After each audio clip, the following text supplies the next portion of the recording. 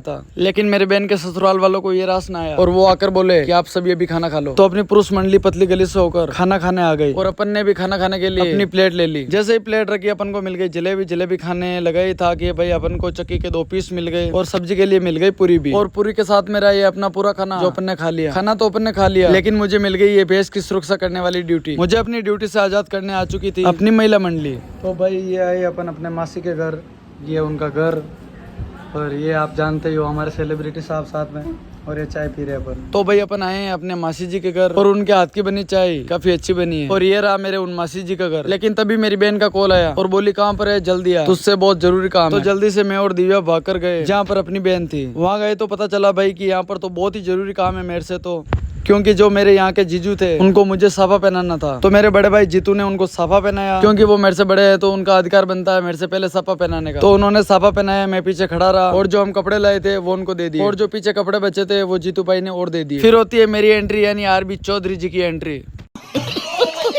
तो भाई अपन ने यहाँ पर चमत्कार कर दिया, जो कूलर उधर लगा था मैंने इधर खिसका दिया और चुपचाप आकर यहाँ पर बैठ गया। यहाँ पर बैठकर मुझे ऐसा लग रहा था कि मैंने तो कुछ किया ही नहीं। तभी यहाँ बात चलने लगी पैसों की कि मेरी बहन की उड़ावनी में कितने पैसे डाले जाएंगे। और निर्णय कुछ इस प्रकार रहा, मेरी बहन के लिए 21,000 नकद और 40,000 रुपए का सोना दिया जाएगा। पैसे तो अपन ने अपनी बहन के ससुर जी को दे दिए, जो सोना अपनी बहन को दिया गया था वो अपनी बहन को पहना दिया। ये सब होने के बाद वहाँ का प्रोग्राम हो गया था खत्म और अपन आ गए बाहर। बाहर आकर देखा तो महिला मंडली और पुरुष मंडली दोनों ही आ चुके थे, लेकिन अपनी नटखट भांजी रह गई थी पीछे, क्योंकि ये खा रही थी ये वाली गुल्फिया। और इस बार महिला मंडल वाली गाड़ी कर रही थी अपनी गाड़ी को फॉलो, और फिर अपन ने भी ले लिया अपना ये वीडियो। तभी आ चुका था अपनी गाड़ी में ये वाला पक्षी, लेकिन ये यहाँ पर कैसे आया किसी को कुछ नहीं पता। लेकिन जीतू भाई ने बहुत सारी मेहनत कर बहुत सारा परपंच कर इसको कर दिया यहाँ पर आजाद, और वो चला गया अपनी दुनिया में। और अपन आ गए यहाँ पर अपने घर पर और यहाँ आकर उतर गए। अपने आगे चल रही थी अपनी नोनो। अपन पहुंच गए अपने घर के पास। घर के पास जाकर देखा तो सभी लोग वहाँ पर उतर चुके थे और अपने घर की तरफ जा रहे थे। और ये सब देखकर मैं भी अपने घर के अंदर आ गया।